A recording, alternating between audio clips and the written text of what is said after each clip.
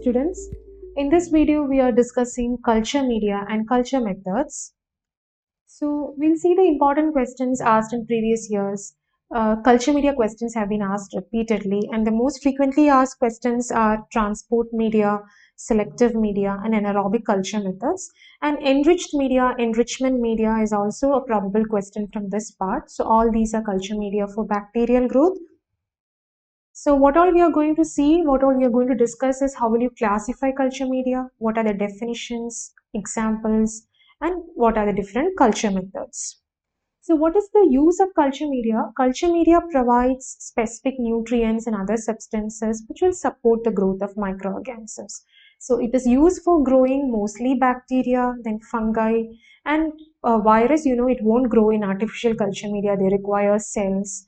And parasites also, there are certain parasites which can grow in certain special culture media. So, but what we learn in today's class will be just bacterial culture media. So what are the basic constituents in a culture media? Like any organism, bacteria requires water for growth. They require the basic electrolytes like sodium chloride, peptone as a source of protein. Then in addition, they may require meat extract, blood or serum. And when it is a solid media, for a medium to become solid, you have to add agar to it. So these are the basic constituents of any culture media. So we'll see how we can classify culture media. Culture media can be classified based on what is their consistency, like if they are liquid, solid, or if it's an intermediate phase, semi-solid phase. So that is one kind of classification. Then based on the constituents it has got, you can classify as simple media and complex media.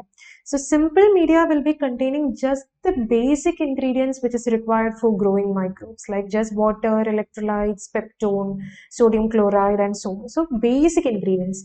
So normal non-fastidious organisms, that is organisms which doesn't have much of the growth requirements, they can grow in simple media. But those organisms which are fastidious means they have some specific growth requirements, those will require special media or complex media. So all the media which is not coming under simple media, you call it as complex media, and special media are also complex media. And special media, we have various types of special media like enriched, enrichment, selective, differential, indicator, and transport media. We'll see each of them. In addition to this classification, you can also classify culture media like aerobic culture media and anaerobic culture media. Like if you're going to grow aerobic organisms or anaerobic organisms. If they are going to grow anaerobic organisms, you have to make sure the media doesn't contain any traces of oxygen. So that is anaerobic culture media. Coming to simple media, the very simple media we use in our lab is peptone water. What does peptone water contain? It's just peptone. Peptone is a source of protein, sodium chloride, and water. So it's a simple liquid media. If you add meat extract 1% to peptone water, so peptone, sodium chloride, water plus meat extract, you can make nutrient broth. So broth means liquid. So this is also liquid, but it's having an additional nutrient, that is meat extract. So you call it as nutrient broth. Suppose if you add glucose to nutrient broth, you get glucose broth. And what is the percentage of glucose? It is 0.5%. If you are adding agar to nutrient broth, peptone, sodium chloride, water, meat extract, this makes nutrient broth. If you add agar to nutrient broth, you get a nutrient agar. Okay, so that is a solid media. If you add agar, you make it solid. So it's a solid media. So this is a picture of a nutrient agar. You can see the translucent colonies growing in this nutrient agar plate. Now, any media with added ingredients to bring out certain special properties of bacteria or providing specific nutrients or special nutrients for growth of bacteria, you call them as complex media or special media. Right. So because they are special, they are not just simple. Now you have synthetic media which is constituted or which is prepared from pure chemicals so that you know their exact composition very well. Such kind of medium, one example is Tween 80, Dubose medium with Tween 80, which is a synthetic media. Now coming to special media, this is more important in exam point of view. Each of them are questions for exam: enriched, enrichment, selective, differential, indicator, and transport media. First, we'll see what is enriched media. Enriched media is a solid media.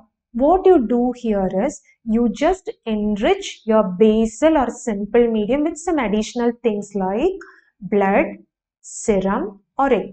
So you have a simple medium or a basal medium. What is that simple solid medium? We have nutrient agar. To nutrient agar, if you add blood, if you add serum, or if you add egg, you get an enriched media. So suppose if you are adding blood, you get a blood agar. If you add heated blood, you get a chocolate agar. Chocolate agar is actually heated blood agar. If you add serum, you get Loeffler's serum slope, and if you add egg, you get LJ medium. So Loeffler's serum slope is an enriched medium for Corynebacterium diphtheria. LJ medium is the enriched medium for Mycobacterium tuberculosis. So when enriched medium is asked as a 2 mark, please remember the definition, what all things you're adding, what is it a solid media? Yes, it's a solid media, and what are the examples? Coming to enrichment media, remember enrichment is a liquid media. You are going to give more of enrichment and you're doing something else. What you're going to do is you give ingredients which will stimulate the growth of desired bacteria. Which bacteria you want to grow, you give ingredients for enhancing its growth. Whereas you give certain ingredients which will inhibit the growth of the other unwanted bacteria. So a medium which contains substances which will have stimulating effect on the wanted bacteria and which will inhibit the growth of unwanted bacteria, they are called as enrichment media. It's a liquid media and you have to memorize the examples: alkaline peptone water, which is the enrichment media for Vibrio cholera, selenite F growth, tetrathionate growth for Salmonella and Shigella. So why we use the kind of media for Vibrio, Salmonella and Shigella? What is the sample that you're going to inoculate for isolation of these organisms? The sample is a fecal sample or a stool sample. Stool sample contain plenty of normal flora like coliforms, E. coli. All those are normally present in stool. You don't want to grow them. You want to inhibit them. You want to stimulate the growth of Vibrio or Salmonella or Shigella. So that is what is called as enrichment media, and that is the purpose. So we use such kind of media for specimens supposed to contain normal flora. Now coming to selective media, I'll tell you selective media is same as enrichment media. The only difference is it is a liquid media. Enrichment media is a liquid media, whereas selective media is a solid media. So S4S. Selective is a solid media, whereas enrichment was a liquid media. Exactly the same thing. You have substances which inhibit the growth of unwanted bacteria and stimulate the growth of a particular species of bacteria. You have to remember the examples: bile salt agar, which is used for Vibrio cholera; TCBS agar, again that is also used for Vibrio cholera; deoxycholate citrate agar or DCA agar, which is used for Salmonella and Shigella. So here also we are inoculating stool sample. You want to inhibit coliforms, you want to stimulate cholera, Vibrio and Salmonella and Shigella. So you are using selective medium. So the difference between selective and enrichment is the only thing difference is the consistency. Enrichment is a liquid media, selective is a solid media. Both of them have substances which inhibit unwanted bacteria and stimulate the growth of wanted bacteria. So remember the names: BSA, TCBS and DCA, that is the examples for selective media. Coming to indicator media. Indicator means, it indicates something. So it contains certain indicator substances which will change its color when a particular bacteria grows in it. So the best example is MacConkey agar. MacConkey agar contain peptone, lactose, sodium taurocolate, agar, and the indicator is neutral red. So what happens is certain bacteria like E. coli, it ferments lactose. When lactose is fermented, the neutral red, when acid is produced, the neutral red will give a pink color. Otherwise, it will be a pale color. So suppose you get pink color colonies in MacConkey agar, it indicates that the bacterium is lactose fermenting. So the color of the medium changes when a particular bacteria grows. That is why it is called as indicator media. Now, what is differential media? Differential media distinguishes differing characters of bacteria. One example we have already said, McConkey agar differentiating between lactose fermenters and non-lactose fermenters based on the color they produce by fermentation. So you are bringing out a property of lactose fermentation in this media, whether it is lactose fermenting or non-lactose fermenting. E. coli will ferment lactose, Salmonella will not ferment lactose. So you are bringing out a differing property. Similarly, in blood agar, you are going to see whether it is producing a beta hemolysis or if it is an alpha hemolysis. Beta hemolysis means complete zone of hemolysis, lysing RBCs completely. That is in Streptococcus. Then alpha hemolysis means it is just a partial hemolysis. So it gives a greenish color. Example is Streptococcus pneumonia or pneumococci. And gamma hemolysis means no hemolysis at all. So these properties are brought out in differential media. So blood agar and McConkey agar are examples for differential media. In transport media, why you require transport media for certain organisms? Certain organisms are very delicate. They won't withstand the temperature fluctuations or delay in transit time. They may easily die. So such organisms, you have to make them, keep them viable until they reach the laboratory. So if you are transporting samples suspected of containing these delicate organisms, like in gonorrhea, gonorrhea is a STD, sexually transmitted disease. Your sample is urethral swab, urethral pus. So if you transport urethral swab simply to the lab, gonococci will easily die.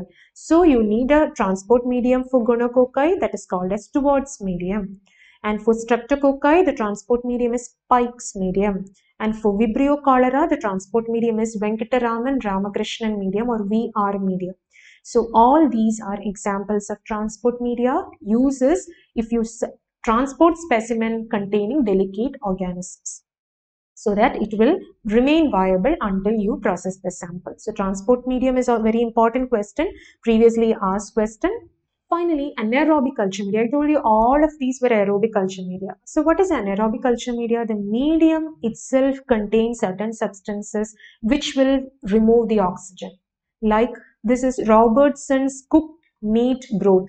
The particles you see here are actually cooked meat particles. Okay, derived from beef heart. So those cooked meat particles, no, they contain glutathione, cysteine, and such reducing substances which will reduce the oxygen. So that is an example of an anaerobic culture media. Another example is thioglycolate broth. So that is also an anaerobic culture media. So this is used for culturing anaerobic organisms like Clostridium tetani and all. So that is the examples for anaerobic culture media. Now coming to the culture methods, you have different culture methods. That is how you inoculate sample on a culture media. That is called as culture method. You can do a streak culture, lawn culture, stalk, stab, pour plate culture and also liquid culture. So what is important? Liquid culture means you are simply inoculating the sample into a liquid. There is nothing much complicated. What is meant by streak culture? This is what is commonly used for bacterial isolation. You take a plate, you can see a plate here. You take the sample with a loop, a wire loop. You have a wire loop in our lab with a 2 to 4 millimeter diameter with which you take the sample. If the sample comes in this bottle, you're putting this loop inside and you take the sample. And with that loop, you're making a primary inoculum. Then you're making some strikes like this. Then you put another strikes like this. Then the tertiary strikes. And finally, you do a zigzag manner. And when this plate is incubated at 37 degrees Celsius, that is the favorite temperature for microbes, you get visible colonies along the streak. So this is called as streak culture. Now the other things, what is stalk culture? You know, if this is a culture tube, you're taking the media in a tube as a slant. In the slant, how can you inoculate the sample? You put the loop inside and you just do a stalk. So that is what, when the growth appears, it will be looking like this. This is stalk culture. Suppose your medium is semi-solid.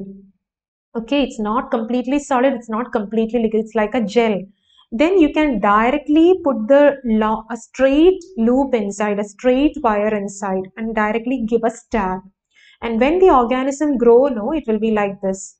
If the organism is motile, it will spread from the streak line or from the stab line. So if the organism is non-motile, it will be confined to the stab line. So this is called a stab culture. And finally, what is lawn culture?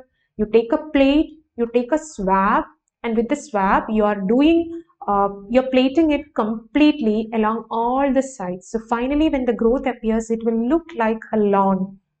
So this method is used for doing antibiotic sensitivity testing. Antibiotic sensitivity testing, for that you prefer a lawn culture method. So you can see the antibiotic disc we have put here, and you're seeing this is the growth of the bacteria here, and here there is no growth of bacteria. That indicates that bacteria is sensitive to this particular antibiotic. So next we'll see what are the anaerobic culture methods. So for exam purpose, this is a more important question than the other culture methods. So this is always asked as a 5-mark or 2-mark question. There are different methods to produce anaerobiosis, to grow anaerobic organisms. You can displace the oxygen just by using a vacuum pump attached to this chamber or something. You can just displace the oxygen, or by displacement and combustion of oxygen. You are not just displacing the oxygen, but you're providing certain other gases which will combine with oxygen and remove the complete oxygen. Or you can use some chemicals or biological methods which can absorb oxygen, or by using reducing agents like what we saw in the anaerobic culture media. Then we have anaerobic chambers, which are very advanced ones, where everything is anaerobic inside the chamber. You just put the hands inside and you do the inoculation. So we'll see the displacement and combustion method, McIntosh-Fills jar. Here you can see the figure, that is, it's a glass or metal jar with a lid, with an inlet pump, inlet valve, outlet valve, and a catalyst placed beneath the lid. So what you do is, you empty the oxygen, evacuate the oxygen from the chamber by connecting the outlet valve to a vacuum pump, so all the oxygen comes out. Through the inlet valve, you give hydrogen gas inside, you pump hydrogen gas inside. So what is the purpose of using hydrogen gas here is, suppose if there is any residual oxygen that is left even after evacuation with the vacuum pump, with the help of this catalyst which is given here, hydrogen will combine with the residual oxygen, giving rise to water. So any traces of oxygen will be removed. And the catalyst we use is important, aluminum pellets coated with palladium. So we keep the culture plates here inside this chamber, inside this jar, and you evacuate the oxygen with vacuum pump in hydrogen, and so hydrogen will combine with residual oxygen in the presence of catalyst, and thus complete anaerobiosis is achieved. So here we use an indicator called reduced methylene blue, which is colorless in the absence of oxygen. If oxygen is present, it will become blue in color. So it will indicate whether anaerobiosis is complete. So please learn McIntosh-Fills jar well. This should be written if anaerobic culture method is asked. The other methods I told you, chemicals like pyrogalol and gas packs are chemicals which can absorb oxygen. And aerobic bacteria, like if you place a culture plate of Pseudomonas along with the anaerobic bacterial culture plates, Pseudomonas will take up all the oxygen. So that is another method of anaerobic culture. And using reducing agents like what I mentioned in the anaerobic culture media, thioglycolate or Robertson cooked meat broth. Cooked meat broth contain meat particles with cysteine and glutathione, which will reduce the oxygen. So those are the reducing agents we use in anaerobic culture. So all these are the anaerobic culture methods. Now coming back to the PYQs or previous year questions. So please learn transport media, selective media, and anaerobic culture methods, and don't leave enriched media and enrichment media. Remember, enrichment is liquid and selective media is solid, and enriched media is also solid. So that's about culture media and methods. Thank you.